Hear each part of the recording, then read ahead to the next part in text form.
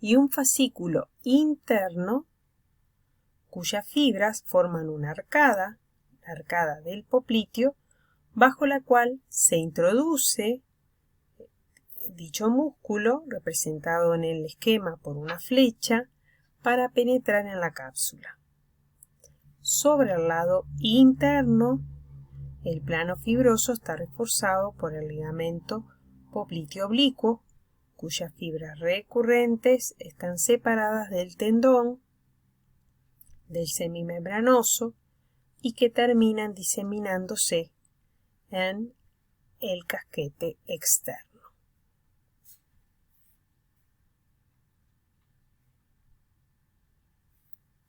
Aquí lo que se observa es un preparado cadavérico, la vista posterior de la rodilla.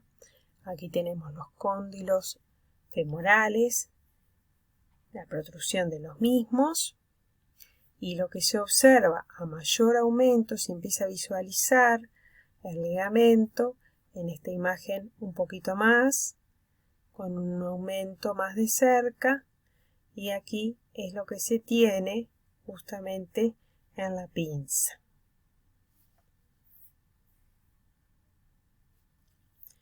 De los ligamentos cruzados,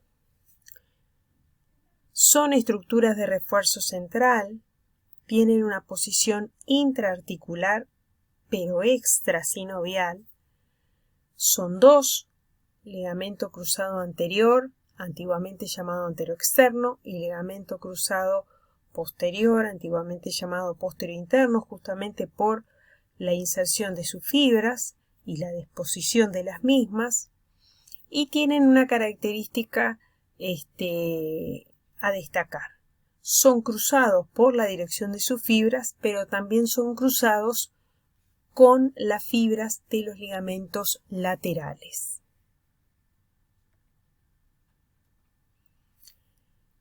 En esta diapo observamos dos esquemas. En esta imagen lo que estamos observando son la epífisis inferior del fémur con la epífisis superior de la tibia, que están justamente articuladas y conectadas, ¿verdad? Están coaptando ambas superficies articulares y se aprecia claramente el ligamento cruzado anterior y el ligamento cruzado posterior. El ligamento, en la imagen de al lado, vemos ambas superficies pero separadas, lo que nos permite visualizar mucho más a estos ligamentos cruzados.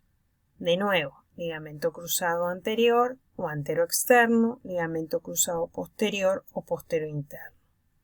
Si observamos el ligamento cruzado anterior, es oblicuo, hacia atrás, arriba y afuera,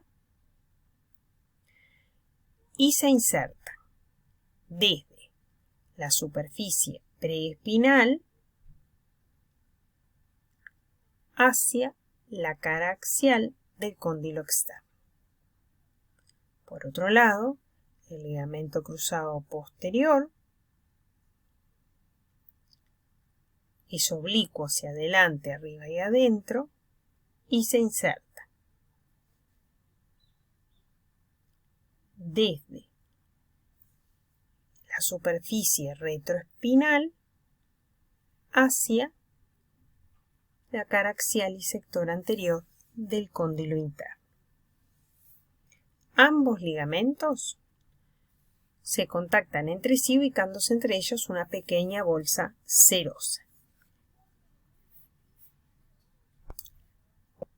En esta imagen se observa, por un lado, si nos ubicamos en el espacio, esto es anterior, esto es posterior, esto es superior y esto es inferior. Es un corte sagital de rodilla donde se aprecia la epífisis inferior del fémur, la epífisis superior de la tibia. Y lo que se ve claramente son los ligamentos cruzados, el anterior y el posterior.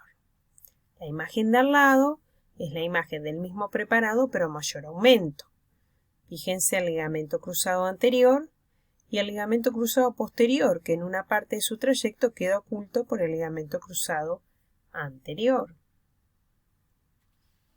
En estas imágenes estamos viendo diferentes preparados de articulaciones de rodilla y lo que podemos apreciar con claridad son los ligamentos cruzados, el anterior y el posterior, que vemos solamente un pequeño sector, el anterior y el posterior. Y en la imagen de al lado, un estudio imagenológico es una resonancia magnética de rodilla. Esto es anterior, esto es posterior, esto es superior y esto es inferior. Epífisis distal del fémur, epífisis proximal de la tibia, y lo que podemos ver con claridad en esta imagen es el ligamento cruzado anterior, que es lo que se está señalando en este momento. En esta otra imagen, en esta otra resonancia magnética, seguimos apreciando y nos situamos un poquito en la imagen. Esto es anterior, esto es posterior, superior e inferior, epífisis inferior del fémur, epífisis proximal de la tibia, y lo que apreciamos con claridad es el ligamento cruzado posterior. Una vez que ya estudiamos los ligamentos, continuamos con los medios de unión y en este caso hablamos de los sistemas de coaptación y están dados por fibrocartílagos. Para esta articulación son los meniscos. Los meniscos lo que van a hacer es mejorar la estabilidad articular y la discordancia de las superficies, como decíamos al principio. Comenzamos a estudiar las superficies óseas que se ponen en contacto y vemos que son muy distintas entre sí. Por lo tanto, necesito este sistema de coaptación para tratar de coaptar aún más dichas superficies. Y en realidad nosotros encontramos dos sistemas meniscales, un sistema interno y un sistema externo.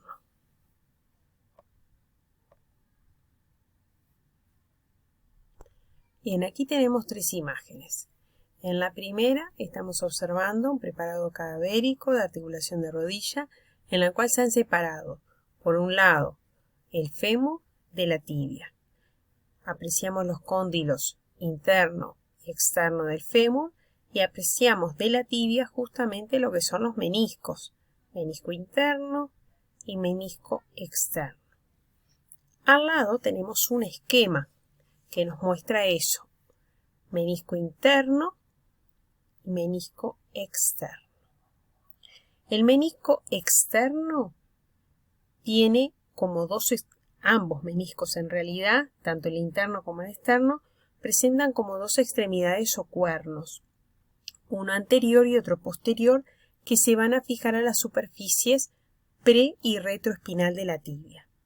El menisco externo entonces tiene sus extremos anterior y posterior,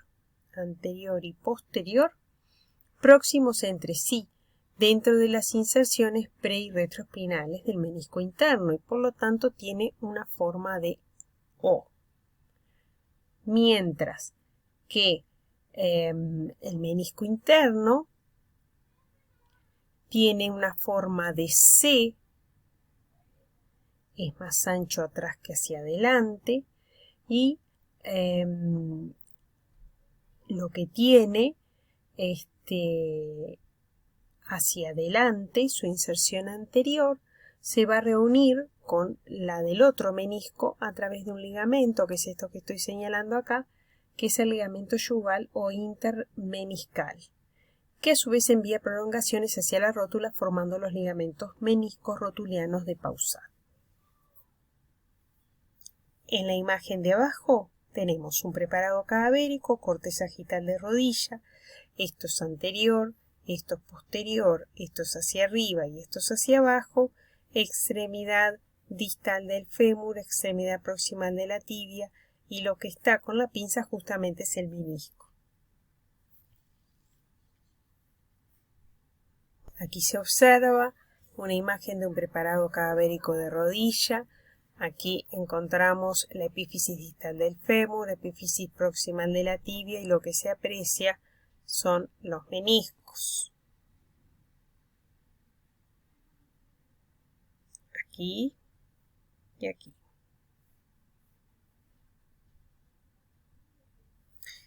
Una vez que estudiamos este sistema de coaptación, también tenemos un sistema de movimiento y hablamos de la membrana sinovial, que es la más extensa de todas las sinoviales, que reviste la cara interna de la cápsula articular, que presenta bolsas serosas periarticulares, por lo menos en esta articulación son 3 en relación a los músculos y ligamentos, y obviamente que los motores musculares van a ser los grupos funcionales.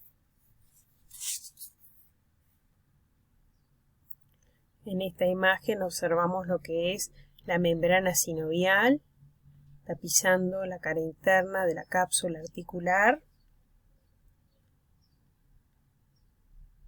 insertándose sobre la tibia, fémur y rótula, y que se interrumpe a nivel de los meniscos y a cierta distancia del cartílago articular.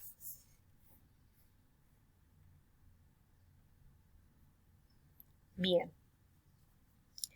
Entre la superficie preespinal de la plataforma tibial, la cara posterior del ligamento rotuliano y la parte inferior de la tróclea femoral, encontramos un espacio que le llamamos espacio muerto, que está ocupado por el paquete adiposo de la rodilla, que equivale a una franja voluminosa de grasa. Tiene una forma de pirámide cuadrangular, cuya base descansa sobre la cara posterior del ligamento rotuliano y sobresale de la parte anterior de la superficie preespinal. La función de este paquete adiposo es de relleno en la parte anterior de la articulación. En la flexión va a estar comprimido por el ligamento rotuliano y sobresale a cada lado de la punta de la rótula. En la imagen de al lado tenemos una resonancia magnética en la cual se aprecia este paquete adiposo. El sistema trófico va a estar dado en primera instancia por la vascularización arterial, es decir, aquellos pedículos arteriales articulares destinados, obviamente, a la articulación de la rodilla. Y nosotros encontramos 3 pilares. Por un lado, las ramas de la arteria poplitea. Por otro lado, una rama de la arteria femoral superficial, la anastomótica magna, que va a reforzar un anillo perifemoral. Y por último, una contribución que le dan algunas ramas de la arteria tibial anterior. Bien, si continuamos con la vascularización venosa, podemos decir que fundamentalmente van a estar drenando a nivel de la vena poplitea. Y a nivel de los pedículos nerviosos, vamos a encontrar que provienen fundamentalmente de 4 troncos nerviosos. Por un lado, el ciático popliteo interno, el ciático popliteo externo, el nervio obturador y el nervio crural. A nivel de la cara anterior de la articulación van a formar un plexo patelar, fundamentalmente a través de ramas del nervio crural y ramos de infrapatelares del nervio safeno.